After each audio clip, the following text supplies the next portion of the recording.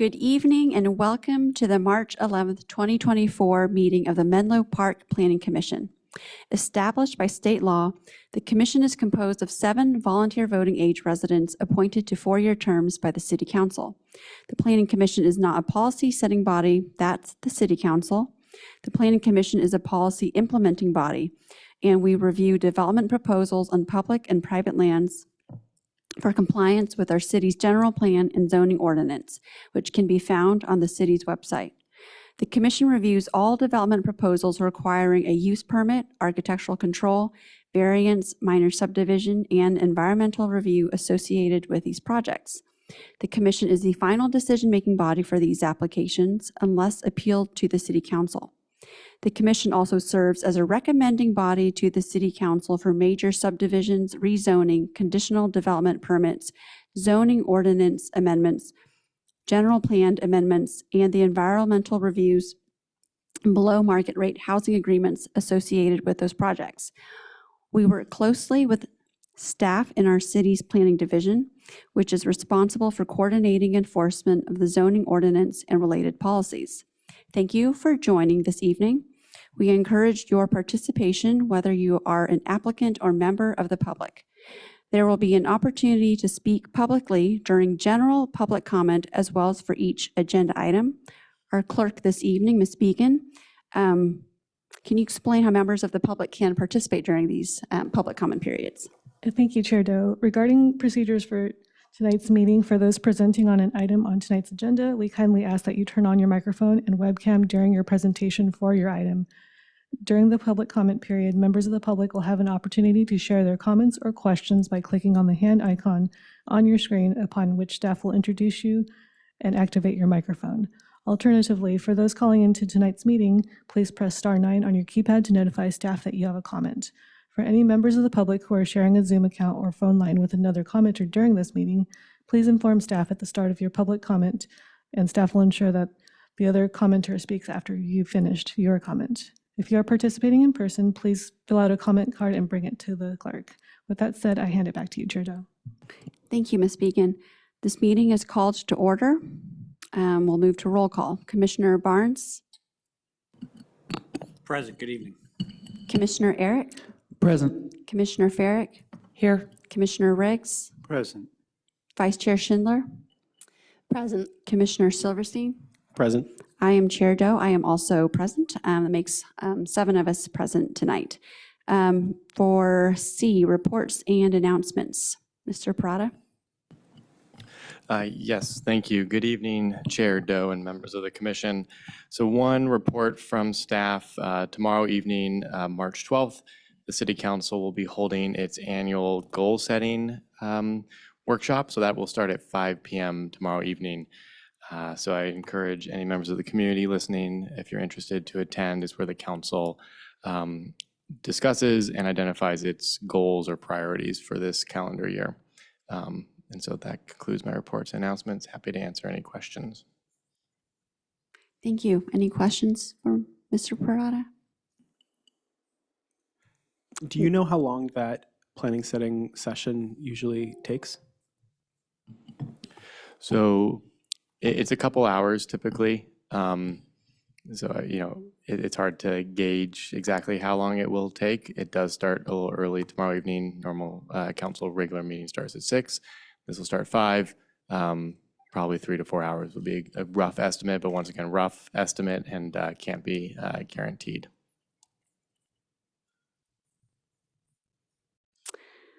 All right, thank you for that. D, public comment.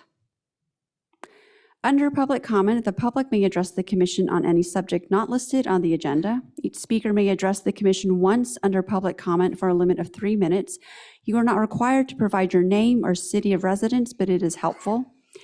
The commission cannot act on items not listed on the agenda, and therefore the commission cannot respond to non-agenda issues brought up under public comment, other than to provide general information.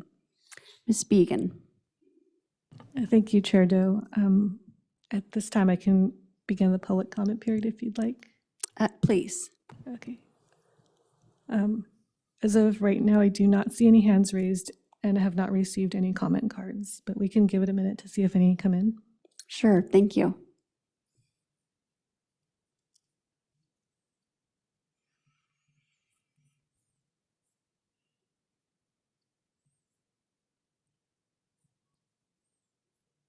How about now? Chair Dow, I can confirm that no public comments have been submitted. Okay, so we'll go ahead and close public comment, and that brings us to the consent calendar. So I'm going to turn it back to you, Ms. Began, to open public comment for the consent calendar. Thank you, Chair Doe. As a reminder, under public comment, each speaker may address the Planning Commission once for a limit of 3 minutes. You're not required to provide your name or city of residence, but it is helpful. If you're participating via Zoom, please click the raised hand button at the bottom of your screen. If you're calling in, please press *9 on your phone. And if you have multiple speakers on the same account, please let us know at the beginning of your comment, and we will make sure each speaker has an opportunity to speak for 3 minutes. If you're participating in person, please fill out a comment card and bring it to me. And as of right now, I have not received any comments, either in person and I don't see any hands in Zoom. Okay, I think maybe the people had enough time to consider if they wanted to comment on the consent calendar while you were giving that explanation. So if there's no hands, go ahead and close public comment on the consent calendar. No hands raised, Ms. Began? I can confirm that no hands have been raised. Okay, so I'll bring it back to the commission to ask if any commissioners would like to make a motion or pull an item for discussion. Yes, thank you. I won't be voting on the December 18 minutes from last year, so we might want to handle those separately. Okay, sure. So we'll vote on those separately then. Thank you, Commissioner Riggs. Commissioner Barnes? Yeah, and my request is similar. I'm not entirely sure if you're planning on running all three at once or you're going to break them up individually. I have to abstain on the first two. So if you want to call for a vote on each one individually, it'd be helpful for me. Thank you. Thank you. I think with the feedback from Commissioner Barnes and Riggs, we'll vote on each item separately then. Okay. Any other questions or comments? Okay, great. Yes, Vice Chair Schindler. Thank you, Chair Doe. I just have one clarification based on exchange with staff, and I think it's beneficial to raise this in light of newer members of the commission. I think there are two levels of synthesis that are represented in the meeting notes from the three distinctly different meetings. And Mr. Prada, can you just comment on the process for differentiating what gets each level of synthesis? Sure. So through the chair, if I may, the typical meeting minutes are what staff calls the action minutes. Those are the kind of higher level summary minutes. Those are consistent with the city council's minutes. So that's what staff prepares for, I would say, the majority, 99%, if you want to, of the minutes for the meeting. Where we have more detailed minutes, which show up in the consent items, specifically for December 18th, is for the EIR or Environmental Impact Report or any other CEQA, California Environmental Quality Act public hearings. So EIR scoping sessions, which we held on the 18th, also EIR public hearings. Those we prepare a transcript from a court reporter. When we prepare a transcript due to the size of the project, we also have our minutes prepare more summary minutes. They're the long form minutes that kind of go through the study session item that's associated with the public hearing at that point. So for those specific items, we prepare more in-depth minutes. Otherwise, they're the action minutes, which are very high level summary.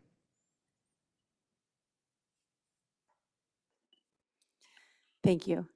And so with that, I'm prepared to, let's see, were you going to break them up into individual motions? So I think then maybe a first motion to approve chronologically December 18th Yes, E1. E1. Yes. First from Vice Chair Schindler. Would anyone like to, Commissioner Farrick? Second. Second. All right, we'll go ahead and vote with first from Vice Chair Schindler, second from Commissioner Farrick. Commissioner Barnes. Thank you. I was absent for that meeting. I shall abstain. Thank you. Commissioner Eric. Yes. Commissioner Farrick. Yes. Commissioner Riggs. Abstain. Vice Chair Schindler. Yes. Commissioner Silverstein. I abstain. And I am a yes. Counting on my fingers, that makes 4 yeses and 3 abstentions. The motion passes. All right, E2 is the January 8th minutes. Would anyone like to make a motion to approve E2? I'll move to approve. Thank you, Commissioner Riggs. A first from Commissioner Riggs. Second. Thank you, Commissioner Farrick. And no questions or issues. We'll go ahead and vote. Commissioner Barnes. Thank you. I was absent for this as well. I shall abstain. Commissioner Eric. Yes. Commissioner Farrick. Yes. Commissioner Riggs. Yes. Vice Chair Schindler. Yes. Commissioner Silverstein. I abstain as well. I am a yes. That's 5 yeses and 2 abstentions. The motion passes. And that brings us to our last set of item on the consent calendar, E3, the February 5th minutes. Commissioner Farrick. Oh, I'm, I'll move to approve the February 5th minute. Thank Is you. it 5th or 8th? 5th. 5th. Thank you, Commissioner Eric. Second. Thank you. So we'll go ahead and vote. Commissioner Barnes. Yes. Commissioner Eric. Yes. Commissioner Farrick. Yes. Commissioner Riggs. Yes. Vice Chair Schindler. Yes. And Commissioner Silverstein. Yes. 7 yeses, and the motion passes. Close the consent calendar and move to the F, public hearing.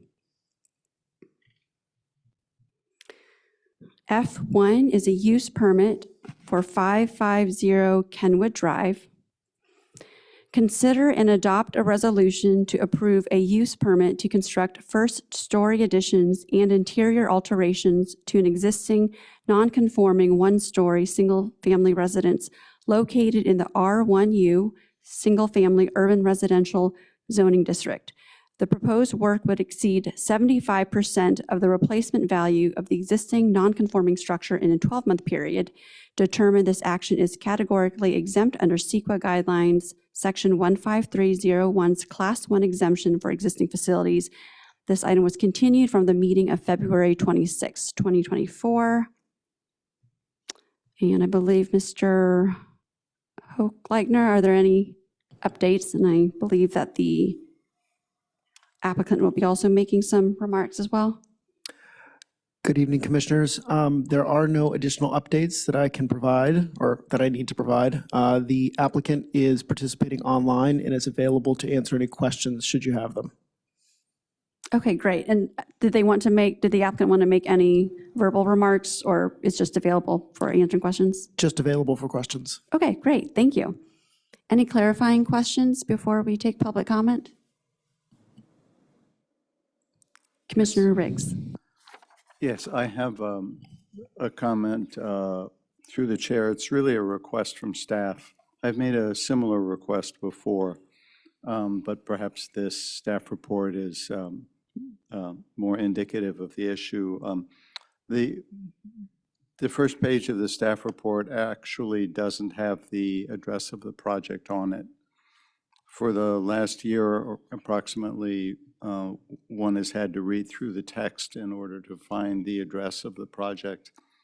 And it's old-fashioned, I'm sure, but I think it would be only appropriate to have a prominent title to any staff report. It need not say item F1, but it certainly does need to say 550 Kenwood Drive in the upper quarter of the report, and I'd like to make that request. Thank you. Thank you, Commissioner Riggs. Any other questions or comments, clarifying questions?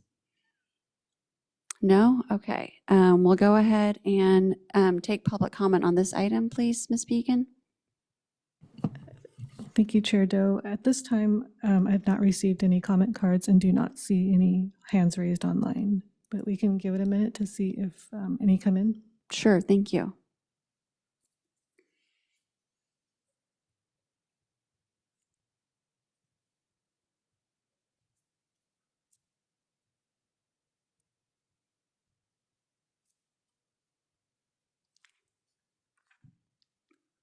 How about now? Chair Doe, I can confirm that no hands have been raised and I have not received any comment cards. Okay, great, thank you. So we'll bring it back to the commission for discussion, comments, questions, and ultimately a motion. Would anyone like to start? Commissioner Riggs. It seems like a quite straightforward application and not wanting to forestall anyone's comments, but I will move to approve. Thank you. First from Commissioner Riggs, Commissioner Farrick. I'll second. Thank you. Again, not to preclude if anybody would like to make comments, but I agree with Commissioner Riggs, so if there's no comments, we'll go ahead and vote. Commissioner Barnes, Yes. Commissioner Eric, Yes. Commissioner Farrick, Yes. Commissioner Riggs, Yes. Vice Chair Schindler, Yes. and Commissioner Silverstein. Yes. I am also a yes. That's 7 yeses, and the motion passes.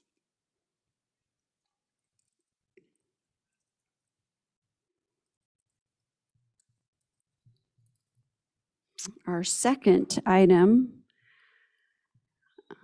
under the public hearing section tonight is F2. It's a use permit revision for 113 Princeton Road. Consider and adopt a resolution to approve a use permit revision to add a new second floor area on the southeast right side by enclosing the existing balcony on a 2-story single-family residence on a substandard lot with regard to lot width in the R1U single-family urban residential zoning district. The applicant is also proposing a garage conversion to an accessory dwelling unit, ADU, on a separate permit, which is a permitted use. Determine this action is categorically exempt under CEQA guidelines, section 15301's Class 1 exemption for existing facilities. This item was also continued from the meeting of February 26, 2024. Ms. Beacon. Thank you, Chair Doe.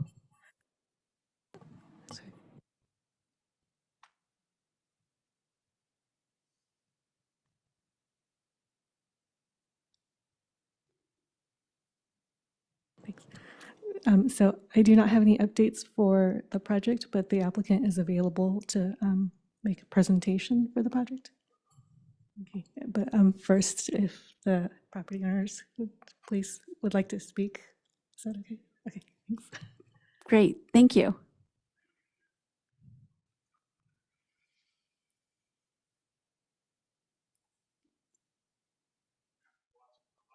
Not sure if I should do this. It went so well. Maybe I should just go away. And I mean, you can let me know now.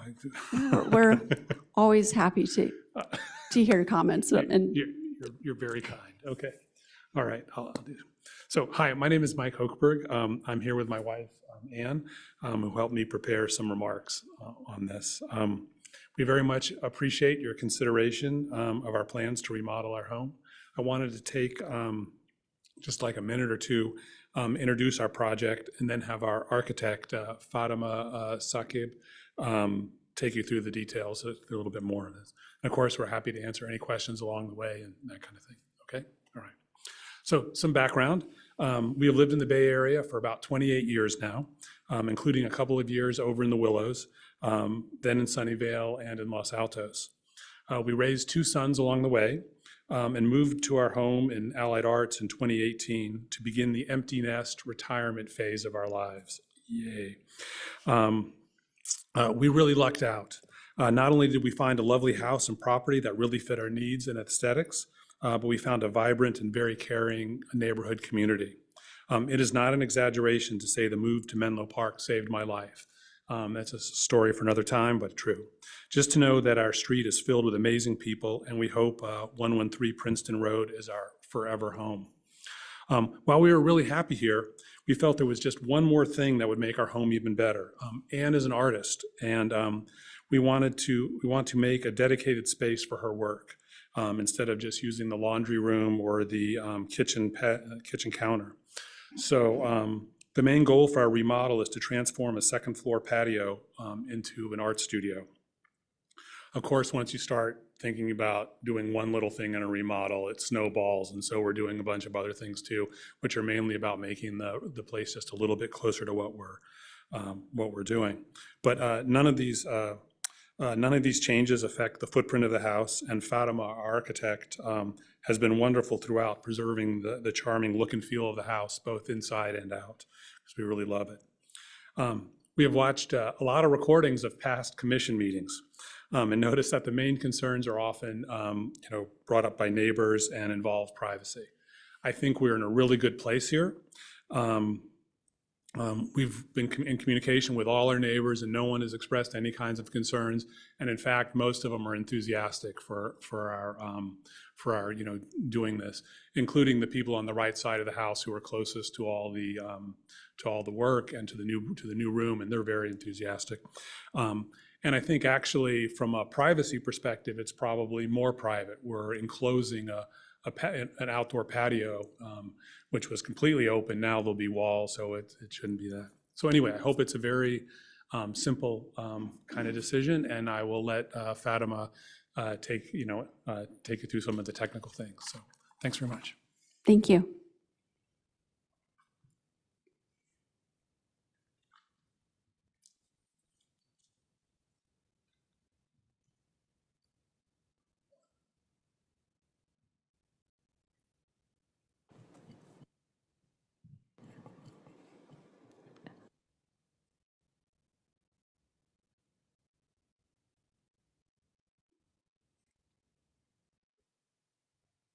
May I start, Christine? Oh, yes, I'm sorry. Okay, Yes, okay. please, go ahead. Okay, thank you. And I can't see the drawing, so is that something you are going to put up? Perfect, thank you. Thank you to the commissioners for having us here today. I'll just expand on Mike's presentation a little bit in case you need any clarifications. This is a revision to use permit that was issued in 2006 when the original owners added a second story to the substandard lot. And as Mike mentioned, Christine, if you don't mind going to the next slide.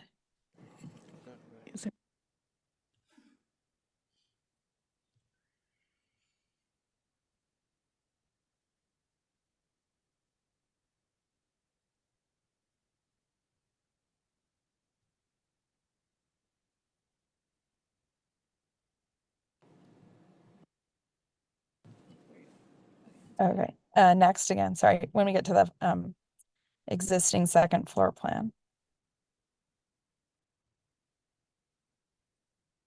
Here we go. So in the bottom right corner of this home, you will see there is an existing, oops. On the second floor here, you'll see there's an existing office with a balcony attached. It's that balcony there that we will be enclosing and expanding the office to make one large art studio. Next, and if we can go to the elevations. This is the roof plan that we're just going to extend.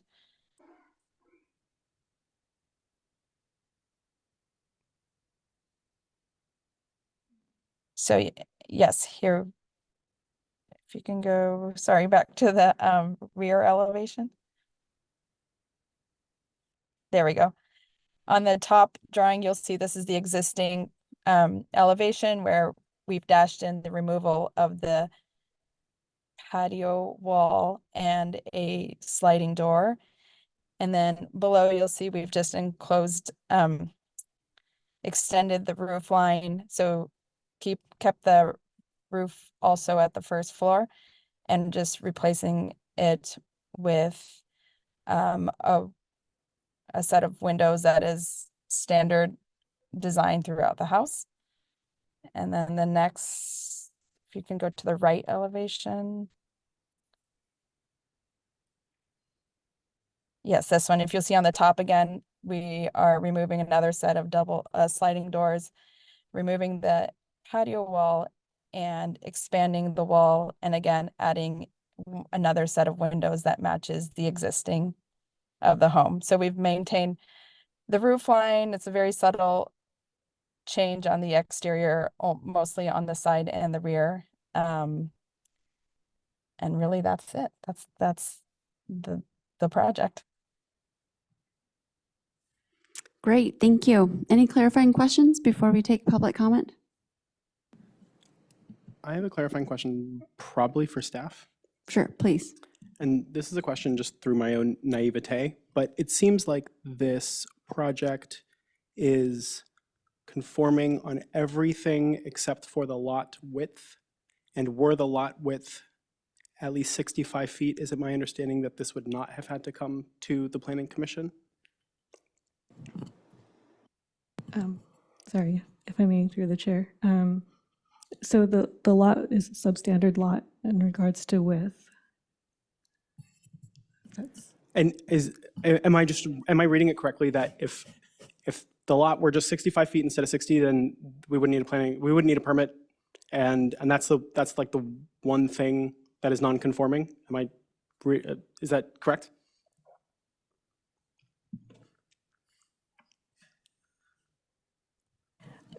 Yeah, so that is correct. But it had a previous use permit for, so this is the use permit revision for the addition. Okay, thank you. Great, thank you, Commissioner Silverstein. Mr. Hochleitner, let's go ahead and take public comment for this item, please. Just as a reminder, if you are participating online, you can raise your hand. If you're calling in via phone, you need to click *9 on your keypad to notify staff that you have a comment. If you're in the gallery, you can bring a comment card up to me. At the moment, I don't see any hands raised online, and I don't have any comment cards from the gallery, Chair Doe. Okay, give it a quick moment.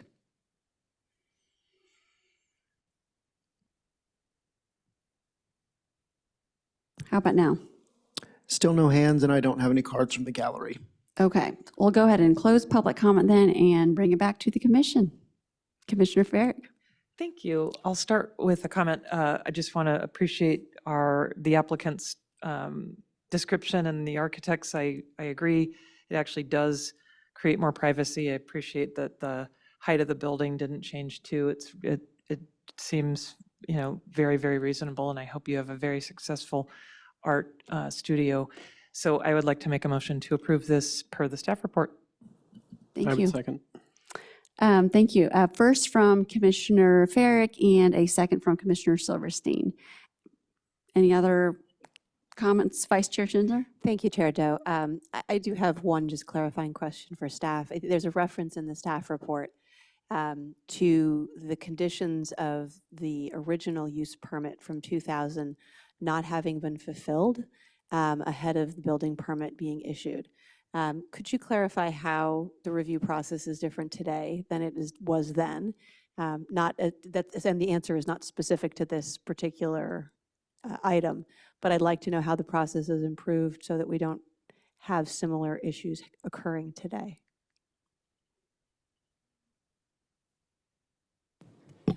So I'll take that question on behalf of staff.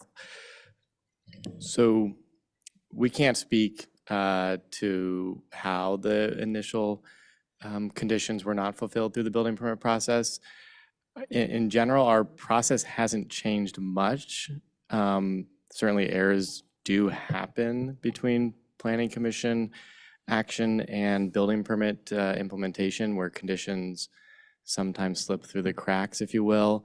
I think we have a really good handle today on that through our Acela system. So that's our land management kind of permit tracking system, where everything is much more visually there.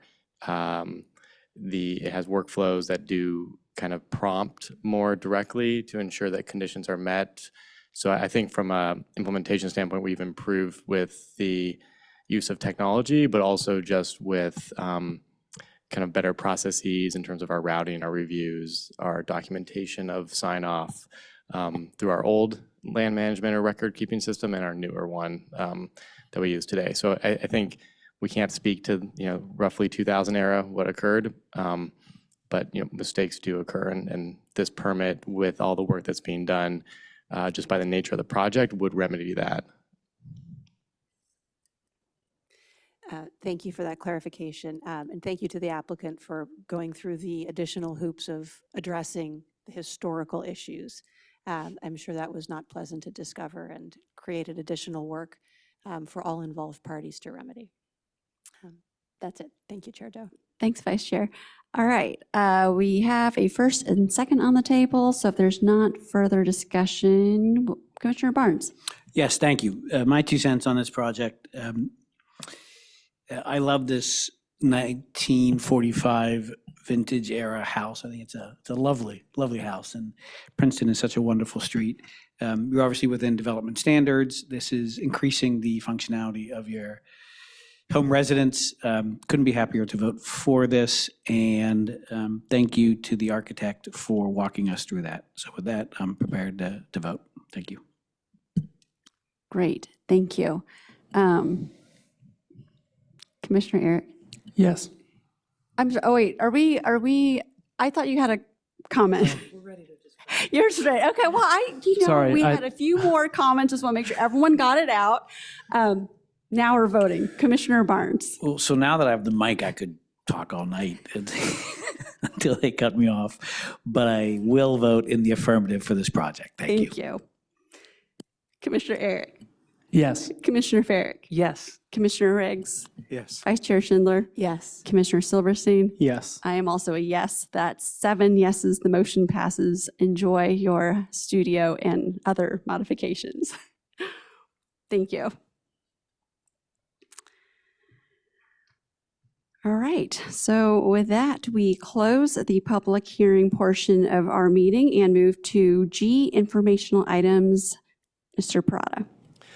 Yes, thank you. So the next Planning Commission meeting is scheduled for March 25th.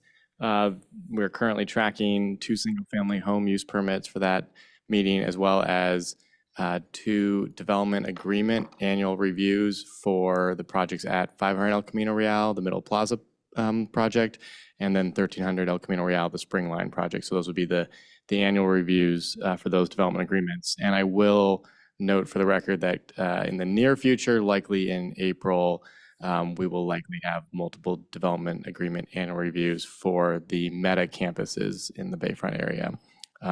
Timing to be determined, but April, May timeframe for the annual review there. And that concludes my reports and announcements. Thank you. Any questions? Commissioner Eric?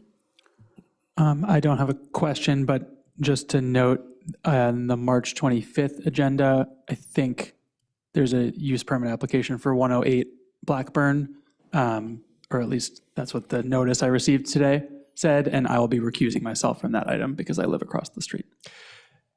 Yes, there, staff, if we have not reached out to all commissioners, we will be reaching out regarding possible conflicts of interest for projects, including 108 Blackburn, which we're aware of a few potential conflicts. So thank you for bringing that to the attention of the broader commission. We're also aware that other commissioners may be within a close proximity there. And that, any other further questions? Sorry, yeah, I was just previewing. That's it. Nope, that's great. Actually, I'll just add, I am going to be absent for those 2 upcoming meetings, which I know. Thank you, Mr. Parada, for acknowledging that. So thank you, Vice Chair Schindler, in advance. Commissioner Barrick. Well, on the thread of having to miss, I'm likely to miss next week, or the 25th as well. I say likely because it was supposed to be tonight, but it's the 25th. Thank you. Any other comments or questions about to staff or upcoming absences, et cetera? Yes. Commissioner Riggs? Mr. Prada, I don't know if you are able to track this or whether it's just up to the whim of council, but when do the terms of 2 commission members end next month? Yes, the 2 expiring terms are the end of April, so April 30th. And the council is, that's a good reminder, I should have made this announcement earlier, the council is currently actively recruiting for all upcoming vacancies, or opening positions, I should say, as well as any current vacancies on all advisory bodies and the planning commission. And so the plan would be to have a new member for each of those expiring terms appointed before the first meeting in May. So there would be a seamless transition, but certainly do want to recognize the service of Commissioners Barnes and Riggs at this moment, but we'll do it again later, closer to the last meeting for both of those commissioners. Thank you. Yes, thank you. Anything else? If not, this meeting is adjourned. Thank you.